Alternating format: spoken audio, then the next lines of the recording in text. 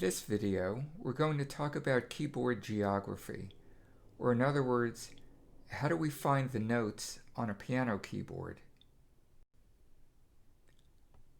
A piano keyboard has a logical setup. Every octave has a grouping of 2 black keys between 3 white keys, and then 3 black keys between 4 white keys.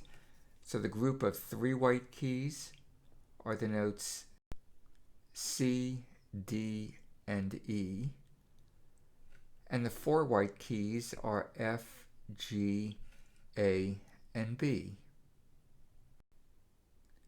So this is what we mean. Here are the 3 white keys in between the 2 black keys. So here's C, here's D, and here's E.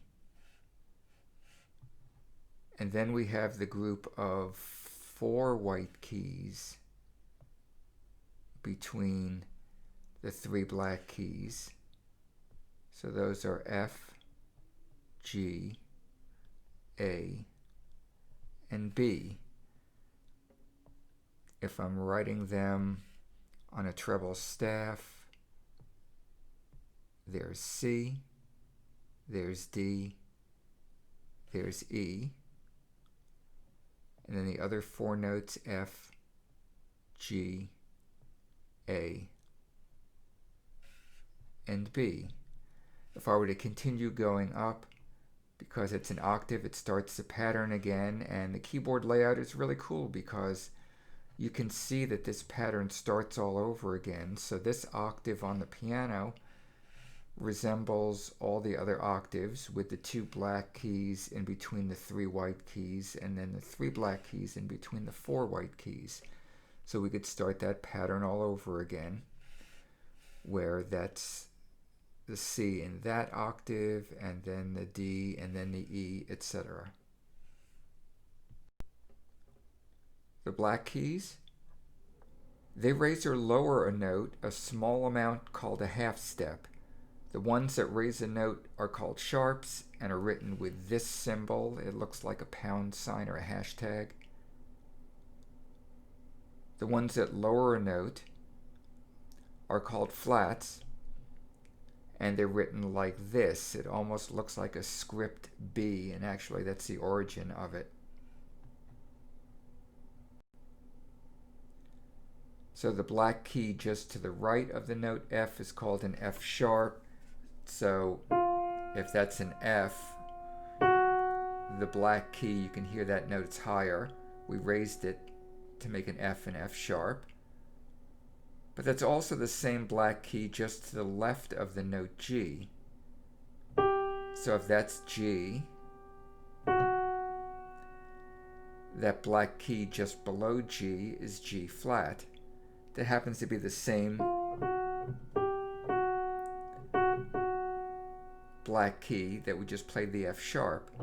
So how do you know which to call it? We'll learn about that when we talk about scales.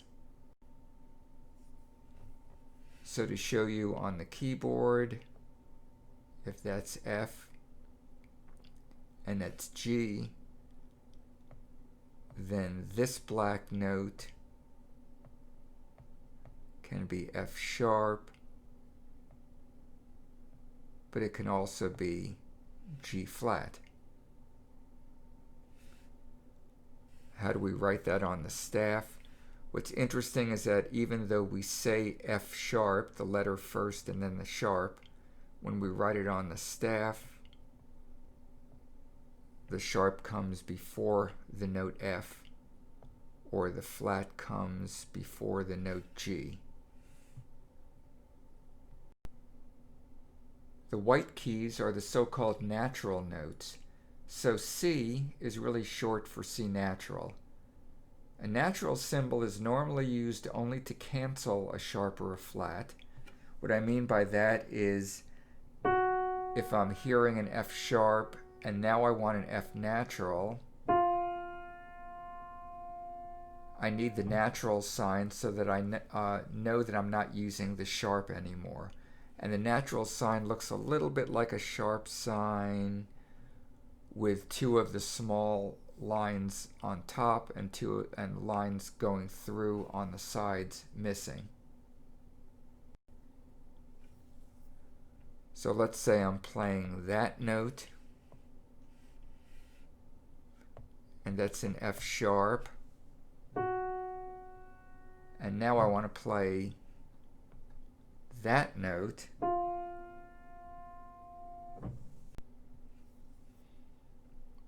And now for that note, I could put a natural sign and the F. So that's how I know not to keep playing F sharps, but to play an F natural. So to give you another instance, here's C and here's C sharp. So if I did the C sharp first and then the C natural, and you can hear the difference between the two pitches. There's one more feature. You probably noticed on the piano keyboard that there are two pairs of white notes without a black key between them, B and C, and E and F. So over here, there's no black key between B and C. And over here, there's no black key between E and F. We'll talk about why that is and what to do with this when we talk about scales and half steps and whole steps. But those are the basics of the keyboard geography, and they're the same for every octave. So if you practice it in one octave, that'll also apply to any of the octaves of the keyboard. That's the concept of keyboard geography. Now go practice.